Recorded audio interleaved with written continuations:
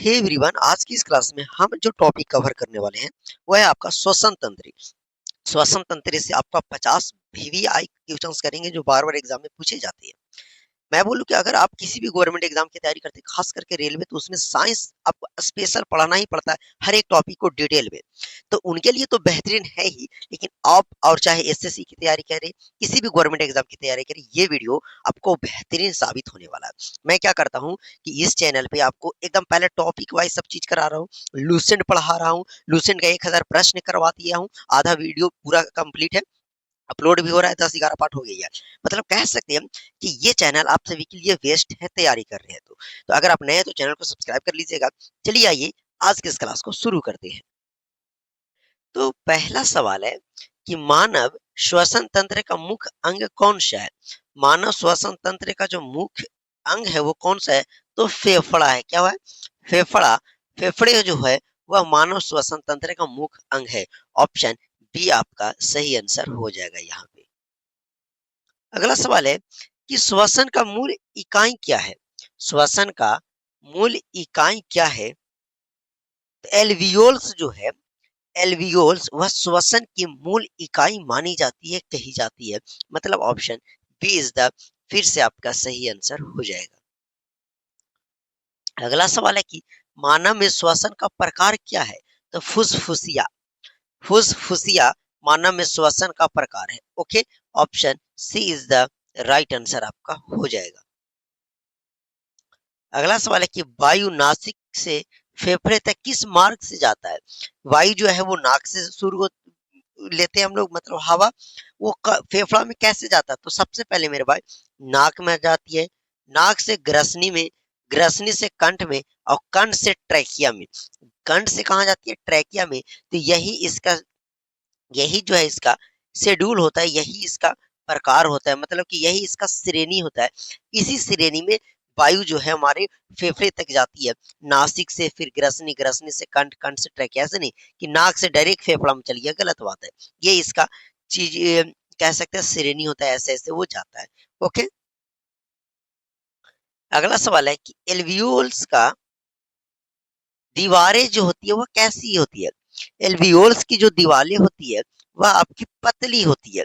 कैसी होती है? एल्वियोल्स का, एल्वियोल्स की जो दीवारें होती हैं वो आपकी पतली होती है। ऑप्शन सी आपका यहाँ पे सही आंसर हो जाएगा। अगला सवाल है कि श्वसन के दौरान ऑक्सीजन का आदान प्रदान कहाँ होता है? श्वसन के दौरान ऑक्सीजन का आदान प्रदान कहाँ होता है? तो एल्वियोल्स में। किसमें? एल्वियोल्स में। ऑप्शन सी इज द फिर से आपका राइट आंसर हो जाएगा। अगला सवाल है श्वसन में सहायक पेशी कौन सी है? श्वसन में सहायक पेशी कौन सी है? तो डायफ्राम। क्या? Diaphragm. Diaphragm, option A is the right answer हो जाएगा। अगला सवाल है समान मनुष्य का श्वसन दर कितनी होती है? मतलब वह 1 मिनट में लगभग कितनी बार सांस लेता है? तो लगभग माने तो 12 से 20 उसका श्वसन दर होता है। कितना? 12 से 20। Option B is the right answer आपका यहाँ पे हो जाएगा। ओके, अगला सवाल है श्वसन में CO2 का निष्कासन कहलाता है। जैसे हम लोग सांस लेते हैं तो आप सबको पता होगा, ऑक्सीजन लेते हैं, कार्बन डाइऑक्साइड छोड़ते हैं। तो जो कार्बन डाइऑक्साइड छोड़ते हैं वह क्या कहलाता है? तो प्रश्वसन कहलाता है। क्या? प्रश्व प्रश्व प्रश्वसन। Option B is the right answer हो जाएगा। CO2 जब निष्कासन करते हैं तो क्या कहलाता है? प्रश्वसन। ओके, अगला सवाल है कि फेफड़ों को ढकने वाली झिल्ली है। फेफड़ों को कौन सी झिल्ली ढकती है? तब पेलूरा। कौन? पेलूरा जो है वो फेफड़ों को ढकी हुई रहती है। कौन? Pleura. Option B is the right answer आपका हो जाएगा। अगला सवाल है मेरे भाई कि ट्रैकिया को खुला रखने वाली संरचना है, तो वो कौन सा संरचना है जो ट्रैकिया को खुला रखती है? तो वलयाकार उपस्थित है। क्या? वलयाकार उपस्थित। ऑप्शन बी इज द आपका राइट आंसर हो जाएगा। अगला है कि ब्रोंक्स का विभाजन किसमें होता है? ब्रोंक्स का विभाजन आपका किसमें होता है? तो वह ब्रोंकी ओल्स में होता है। किसमें? ब्रोंक्स का विभाजन जो होता है वो ब्रोंकी ओल्स में होता है। ऑप्शन बी इज द आपका राइट आंसर हो जाएगा। अगला सवाल है कि रक्त में ऑक्सीजन का परिवहन किसके द्वारा होता है? रक्त में ऑक्सीजन का परिवहन किसके द्वारा होता है? तो आरबीसी के द्वारा, रेड ब्लड सेल के द्वारा रक्त में ऑक्सीजन का परिवहन होता है। ऑप्शन सी यहाँ पे सही आंसर हो जाएगा। अगला है कि फेफड़ों का कार्यात्मक इकाई क्या है? फेफड़ों का कार्यात्मक इकाई क्या है आपका? तो ये बताना है। तो फेफड़ों का जो कार्यात्मक इकाई है वो एल्वियोल्स है। क्या? एल्वियोल्स। ऑप्शन सी यहाँ पे सही आंसर आपका हो जाएगा। अगला है कि डायफ्राम के संकुचन पर क्या होता है? डायफ्राम के संकुचन पे क्या होता है? तो श्वसन अंदर जाती है। श्वास क्या? श्वास सांस जो है वह अंदर जाती है डायफ्राम के संकुचन पे। ऑप्शन सी यहाँ पे सही आंसर आपका हो जाएगा। अगला कि प्रश्वसन के समय डायफ्राम की स्थिति होती है। प्रश्वसन के समय डायफ्राम की स्थिति कैसी होती है? तो नीचे झुकी हुई होती है। कैसी होती है? नीचे झुकी हुई। ऑप्शन बी इज द यहाँ पे राइट आंसर आपका हो जाएगा। अगला कि धूम्रपान से कौन सा रोग होता है? अगर आप धूम्रपान करेंगे तो कौन सा? तो फेफड़ा का कैंसर। तो देखिए सिगरेट ये सब जो पीते हैं उससे क्या हो सकता है? तो फेफड़ा में कैंसर हो जाएगा। Option B is the right answer आपका हो जाएगा। अगला कि फेफड़ों में गैसों का आदान प्रदान किस क्रिया से होता है? फेफड़ों में गैसों का जो आदान प्रदान है वो किस क्रिया से होता है? विसरण के द्वारा। किसके द्वारा? विसरण के द्वारा। ऑप्शन बी यहाँ पे सही आंसर आपका हो जाएगा। अगला कि श्वसन में ऊर्जा किससे प्राप्त होती है? श्वसन में ऊर्जा जो आपका है वह किससे प्राप्त होती है? तो ग्लूकोज से। किससे? ग्लूकोज से। ग्लूकोज का सूत्र क्या होता है? तो सी, एक मिनट, C6H12O6, ये आपको याद रखना है। ये ग्लूकोज और ग्लूकोज का सूत्र C6H12O6 आपका होता है। अगला सवाल है कि आंतरिक श्वसन किसके बीच होती है? आंतरिक श्वसन किसके बीच होती है? तो रक्त ऊतक के बीच। किसके? रक्त ऊतक के बीच जो श्वसन होती है वो आंतरिक श्वसन होती है। Option B is the right answer आपका फिर से हो जाएगा। अगला सवाल है कि बाह्य श्वसन किसके बीच होती है? तो बाह्य श्वसन जो होती है वह वायु और रक्त के बीच। किसके बीच? तो वायु और रक्त के बीच होती है बाह्य श्वसन। ओके, आप यहाँ पे देख लीजिएगा, ऑप्शन बी आपका फिर से हो जाएगा। अगला है कि श्वसन वर्णक कौन सा है? श्वसन वर्णक कौन सा है? श्वसन वर्णक जो है वो आपका कौन सा है? तो हीमोग्लोबिन। क्या? तो क्या हो जाएगा? हीमोग्लोबिन जो है वो श्वसन वर्णक है। Haemoglobin. Option B is the right answer. अगला सवाल है कि फेफड़े में कुल कितने लोब होते हैं? क्या? फेफड़े में कुल कितने लोब होते हैं? तो 5 लोब होते हैं। कितने? 5। Option C is the right answer हो जाएगा। अब क्या किया कीजिए ना कि सारे प्रश्न को आप वन लाइनर के में बनाकर आप खुद से एक कॉपी में फेयर किया कीजिएगा और पढ़ा कीजिएगा। उसके बाद फिर दोबारा टेस्ट दीजिए। बहुत अच्छे तरीके से आपका क्लियर होगा सारा चीज। ओके, अगला है कि दायां फेफड़ा कितने लोब का होता है? दायां फेफड़ा जो है वह आपका कितने लोब का होता है? तो वह आपका 3 लोब का होता है। दायां फेफड़ा कितने लोब का होता है? तो 3 लोब का होता है। अगला है कि बायां फेफड़ा जो है वह छोटा क्यों होता है? किसके कारण बायां फेफड़ा छोटा हो? तो हृदय के कारण। किसके कारण? हृदय के कारण बायां फेफड़ा जो होता है वह छोटा होता है। ओके, अगला सवाल है कि कार्बन मोनोडाइऑक्साइड किससे जुड़ जाती है? कार्बन मोनोडाइऑक्साइड किससे जुड़ जाती है? तो हीमोग्लोबिन से। किससे? हीमोग्लोबिन से। Option C is the right answer आपका हो जाएगा। अगला कि श्वसन रोगी टीबी किस जीवाणु से होती है? श्वसन रोग जो टीबी है, टीबी वह किस जीवाणु से होती है ये आप सभी को बताना है। तो वह किस होता है? तो माइकोबैक्टीरिया से। किसे? माइकोबैक्टीरिया से ये आपका टीबी होता है। माइकोबैक्टीरियम। ऑप्शन बी यहाँ पे आपका सही आंसर हो जाएगा। अगला है कि श्वसन तंत्र का संरक्षण कौन करता है? श्वसन तंत्र का संरक्षण कौन करता है? कफ सही बात, सीलिया सही बात, नासिक बाल ये भी, मतलब सही सभी हो जाएगा। ऑप्शन डी यहाँ पे आपका सही आंसर हो जाएगा। ओके, आइए अगला सवाल देखते हैं। अगला है कि ऑक्सीजन की कमी से होने वाली स्थिति, ऑक्सीजन अगर कम हो जाए तो क्या होगा? तो हाइपोक्सिया। क्या हो जाएगा आपको? हाइपोक्सिया। अगर ऑक्सीजन की कमी हो गई तो आपको होगा hypoxia. Hypoxia option D is the right answer. Okay, अगला है कि ऊंचाई पर श्वसन दर क्यों बढ़ जाती है? ऊंचाई पर जो है श्वसन दर वो क्यों बढ़ जाती है? तो वह जितना ऊंचा पर जाइएगा O2 की कमी हो जाती है, ऑक्सीजन की कम होना, कमी के कारण ही वहां पे श्वसन दर जो है वह बढ़ जाती है। मतलब ऑप्शन बी यहाँ पे आपका सही आंसर हो जाएगा। ओके, अगला कि फेफड़ों की क्षमता मापी जाती है। फेफड़ा का क्षमता किससे मापी जाती है? तो स्पाइरोमीटर से। किसे? स्पाइरोमीटर से फेफड़ा का क्षमता मापा जाता है।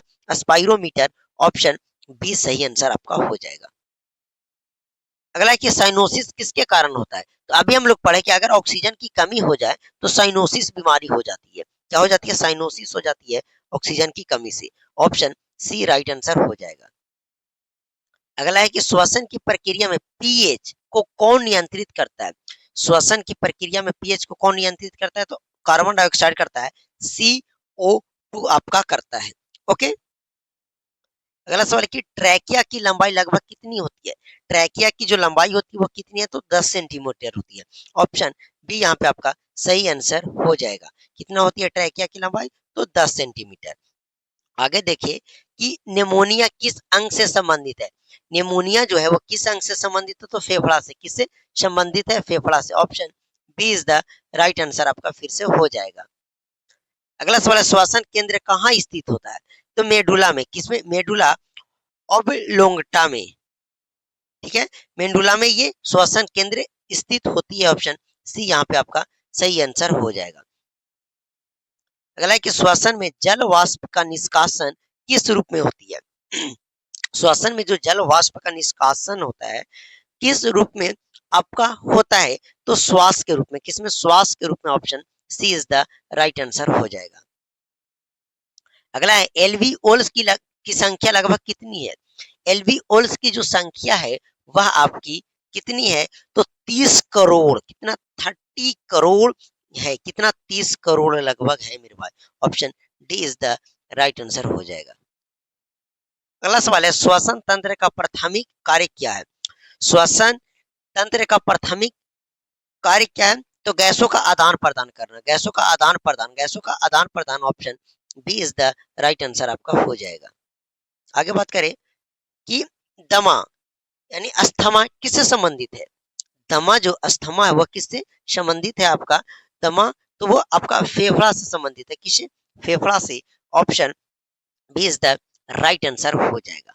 ओके, अगला ऑक्सीजन की प्रतिशत वायु में कितना है? देखिए बहुत सिंपल सा 21% वायु में ऑक्सीजन है। अगर कार्बन डाइऑक्साइड बोले तो 0.003% जो है परसेंट लिखा जो भाई वह CO2 है। ओके, अब है कि नाइट्रोजन का प्रतिशत वायु में कितना होता है? और नाइट्रोजन तो वह 78% होता है। कितना? 78%। बहुत सिंपल सिंपल सवाल है ये, टेंशन मत लीजिए। अगला सवाल है श्वसन के समय पसलियों कैसे चलती है? पसलियाएं जो है वह कैसे चलती है? कब? श्वसन के समय। तो ऊपर बाहर, ऊपर बाहर, ऊपर बाहर। Option B is the right answer हो जाएगा। अगला सवाल है कि कार्बन डाइऑक्साइड का परिवहन मुख्यतः किस रूप में होता है? कार्बन डाइऑक्साइड का जो परिवहन है वह आपका किस रूप में होता है? तो बाई कार्बोनेट के रूप में। किसके? बाई कार्बोनेट के रूप में होता है। Option C is the right answer हो जाएगा। अगला है कि फेफड़ों में हवा का फंस जाना कहलाता है। अगर फेफड़ा में हवा फंस जाए उसको क्या कहेंगे? तो एम्फाइसिया कहेंगे। क्या? सॉरी, एम्फाइसीमा कहेंगे। एम्फाइसीमा। अगर फेफड़ा में आपका हवा जम गया उसको कहेंगे emphysema. Option B is the right answer हो जाएगा। अगला है कि श्वसन के दौरान बच गृह का आयतन कब बढ़ जाता है? बच या वृष गृह का गुहा, बच गुहा का आयतन क्यों बढ़ जाता है? फिर से, श्वसन के दौरान बच गुहा जो है उसका आयतन कब बढ़ जाता है मेरे भाई? तो प्रेरण के समय का प्रेरण श्वसन के दौरान बच गुहा का आयतन कब बढ़ता है? तो प्रेरण के समय। प्रेरण, प्रेरण। ऑप्शन बी यहाँ पे आपका सही हो जाएगा। अगला समय प्रेरण प्रेरण के समय फेफड़े का दाब होता है तो कम होता है। क्या होता है? कम होता है। ओके, अगला है, श्वसन प्रक्रिया का रासायनिक नियंत्रण किसके द्वारा होता है? तो कार्बन डाइऑक्साइड के कारण होता है। श्वसन प्रक्रिया का रासायनिक नियंत्रण किसके कारण होता है? CO2 के कारण होता है। अगला सवाल है, कोशिकीय श्वसन कहाँ होता है? कोशिकीय श्वसन कहाँ होता है? तो माइटोकॉन्ड्रिया में होता है। कहाँ? Mitochondria. Option C is the right answer आपका हो जाएगा। सो मेरे फ्रेंड्स, इसी के साथ आपका श्वसन तंत्र का टॉप 50 क्वेश्चंस कंप्लीट हो गए। चाहे आप किसी भी गवर्नमेंट एग्जाम की तैयारी करते, खतरनाक तरीका से हम लोग कंप्लीट कर लिए। यकीन मानिए, जितना मैं सारा चीज करा रहा हूँ ना, अगर आप एक कॉपी पे नोट डाउन करते हुए चलिएगा ना, आपका एग्जाम में, मैं नहीं कह सकता हूँ कि सिर्फ आपको इतना सा सिलेक्शन हो जाएगा। आपको पढ़ाना तो बहुत है। लूसेंट पढ़ लीजिएगा, आपका कम्पिटेटिव एग्जाम का 50% से ज्यादा, 50% कम है यार, 70% जीके जीएस कंप्लीट हो गया लूसेंट से। बस लूसेंट आप कंप्लीट कर लीजिए। 30% बचा तो 30% आप प्रैक्टिस कीजिए, खाली रिवीजन कीजिए। उसके बाद कहीं भटकने की जरूरत नहीं है। 110% जॉब होगा, चाहे थोड़ा लेट से होगा। लेट से पहले और लेट से क्यों होता है? अगर आप पढ़ाई पे ज्यादा फोकस किए तो आपका पहले होगा, अगर थोड़ा धीरे धीरे चले तो आपका लेट से होगा, बट होगा, आप टेंशन मत लीजिए। तो आइए चलिए मिलते हैं आप सभी से अगले क्लास में। ओके।